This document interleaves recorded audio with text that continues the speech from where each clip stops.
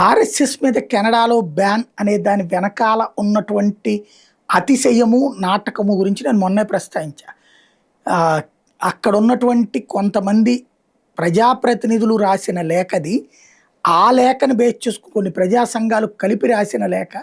ఆ లేఖను బేస్ చేసుకొని బ్యాన్ అయిపోయిందన్నట్టు రాశారు.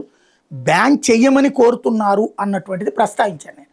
ఇప్పుడు తాజాగా జరుగుతున్నటువంటి ప్రక్రియ అసలు విషయం బయటపడింది ఏంటంటే, ఈ లెటర్ రాసిన వాళ్ళు ఖలిస్తానీలు.